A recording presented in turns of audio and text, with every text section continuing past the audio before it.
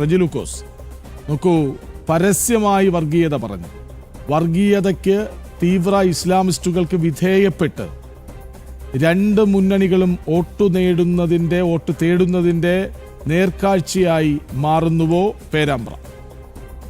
നിശ്ചയമായിട്ട് യാതൊരു സംശയമില്ല. പേരാമ്പ്രയിൽ നിന്ന് പുറത്തു വരുന്ന വാർത്തകൾ കഴിഞ്ഞ 3 ദിവസമായിട്ട് കേരളത്തെ ഭയപ്പെടുത്തുന്നതാണ്. ഭീകരവാദ ചുവയുള്ള അല്ലെങ്കിൽ രാഷ്ട്രവിരുദ്ധ പ്രവർത്തനങ്ങളുമായി നടക്കുന്ന STPയുമായിട്ട് കൂട്ടുകൂടിക്കൊണ്ട് അവിടെ നടത്തുന്ന പ്രവർത്തനങ്ങൾ. 2 കാര്യങ്ങളാണ് ഇപ്പോൾ പുറത്തു വന്നിരിക്കുന്നത്. വെൽഫെയർ പാർട്ടിയുടെ നേതൃത്വത്തിൽ ഈ ഫാത്തിമ സൈലെ എന്ന് പറയുന്ന മുസ്ലിം ലീഗിന്റെ സ്ഥാനാർത്ഥിക്ക് വേണ്ടിയിട്ട് അവിടെ കൺവെൻഷൻ വിളിക്കുകയാണ്. നമ്മളൊന്ന് ആലോചിച്ചു, കേരളത്തിലെ പൊതുസമൂഹം തിരിച്ചറിയേണ്ട ചില വസ്തുതകളുണ്ട്.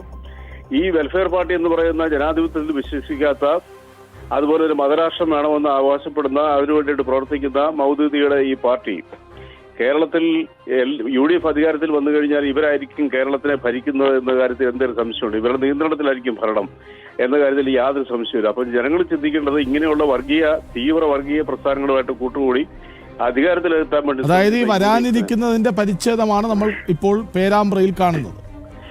തീർച്ചയായിട്ടും യാതൊരു സംശയമില്ല. കാരണം പബ്ലിക്കായിട്ട് തന്നെ, പൊതുവായിട്ട് തന്നെ കേരളത്തിന്റെ മതേതര മനസ്സാക്ഷിയെ ഞടുക്കിക്കൊണ്ട് ഇവർ കാട്ടിക്കൂട്ടുന്ന ഈ തീവ്രവാദ മാനസികാവസ്ഥയുള്ളവർ ജനാധിപത്യ വിരുദ്ധ പ്രസ്ഥാനങ്ങളുമായി നടത്തുന്ന കൂട്ടുകെട്ട്, അതാണ് ഞാൻ പറയുന്നത്, നമ്മൾ ഭയപ്പെടുത്തുന്നത്. രണ്ടാമത്തെ വസ്തുത എന്ന് പറയുന്നത്, ഇന്നലെ കേരളത്തിലെ LDFന്റെ കൺവീനറുടെ തെരഞ്ഞെടുപ്പ് പ്രചരണ യോഗത്തിൽ തിരിച്ച് മതം പറഞ്ഞുകൊണ്ടും ഭൂരിപക്ഷ മതവിഭാഗത്തിൽപ്പെട്ട ഒരു വോട്ട് സംഘടിപ്പിക്കാനായിട്ട് നടത്തിയ നഗ്നമായ തെരഞ്ഞെടുപ്പ് പ്രചരണ ചട്ടവിരുദ്ധമായിട്ടുള്ള അനൗൺസ്മെന്റ്, ഇതെല്ലാം ഒരു അതായത് ഒരു മുന്നണിയെ നയിക്കുന്ന ആളാണ്, മുന്നണിയെ നയിക്കുന്ന പാർട്ടി CPM എങ്കിൽ അതിനെ നയിക്കുന്ന കൺവീനറാണ്.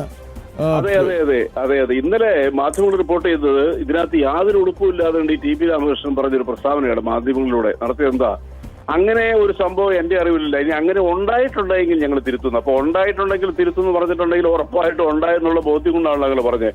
നോക്കൂ, മതേതരം, മതനിരപേക്ഷത എന്ന വാക്കുകൾ നാവിൽ നിന്ന് 40 വട്ടം ഓരോ വാചകത്തിലും പ്രയോഗിക്കുന്ന CPM ആണ് ഈ നഗ്നമായ ഈ വിഘടനവാദികൾ സ്വഭാവമുള്ള രാഷ്ട്രീയ സംഘടനകളുമായിട്ട് മതത്തിന്റെ പേര് പറഞ്ഞ് വോട്ട് നേടുന്നു എന്നത് നമ്മളെ സത്യം പറയുകയാണെങ്കിൽ ലജ്ജിപ്പിക്കേണ്ടത്. കേരളം ഭയത്തോട് കാണാം. ഇവിടെയാണ് NDA സഖ്യം ഇതുവരെ ഒരു മതത്തിന്റെ പേരിലോ ജാതിയുടെ പേരിലോ ജനങ്ങളുടെ വോട്ട് ചോദിക്കുന്നില്ല. വികസനത്തിന്റെ പേരിൽ മാത്രം വോട്ട് ചോദിച്ച് കേരളത്തിനൊരു മാറാത്തത് മാറ്റും എന്ന ദൃഢനിശ്ചയത്തോടുകൂടി പ്രവർത്തിക്കുന്ന NDA ഇതുവരെ ഈ നിമിഷം വരെ ഒരു മതത്തിന്റെ പേരിലോ വർഗീയതയുടെ പേരിലോ വോട്ട് ചോദിക്കുന്നില്ല. തന്നെയുമല്ല, വിഘടനവാദ മാനസികാവസ്ഥയുള്ള വർഗീയ വിഷയങ്ങളെ ഒരു കാരണവശാലും അവരുടെ വോട്ട് പോലും ആവശ്യമില്ലാന്ന് പറഞ്ഞുകൊണ്ടാണ് കേരളത്തിലെ ജനങ്ങളുടെ മുമ്പിൽ അഭിമുഖീകരിക്കുന്നത്. അതുകൊണ്ടാണല്ലോ ഏറെ വൈകിയാണെങ്കിലും കേരളം മാറി ചിന്തിച്ചുകൊണ്ടിരിക്കുന്നത്. ഇത് വളരെ പ്രധാനപ്പെട്ട ഒരു പോയിന്റാണ്.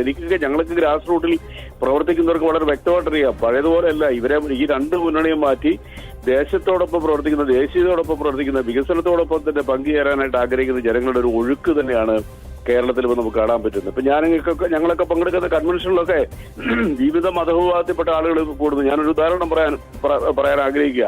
കഴിഞ്ഞ ദിവസം നിലമ്പൂരിൽ ഒരു കൺവെൻഷൻ ഉദ്ഘാടനം ചെയ്യുന്നപ്പോൾ ഞാൻ കണ്ട ജനക്കൂട്ടത്തിൽ നിന്നും കേട്ട പേരുകൾ മതത്തിനും ജാതിക്കും അതീതമായിട്ട് തന്നെ BJPയിലേക്ക് ജനം ഒഴുകുന്നു എന്നതിന്റെ ഏറ്റവും വ്യക്തമായ തെളിവായിരുന്നു.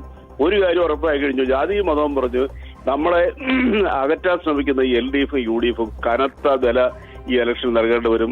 NDA ദേശീയ ജനാധിപത്യ ഐക്യത്തിനൊപ്പം ജനങ്ങൾ ഒഴുകിയെത്തുന്നുള്ള വാക്ക് ഞാൻ മനഃപൂർവ്വം ഉപയോഗിക്കുന്ന, കാരണം ആ ഒഴുക്ക് കേരളത്തിൽ എവിടെയും നമുക്ക് കാണാൻ പറ്റും.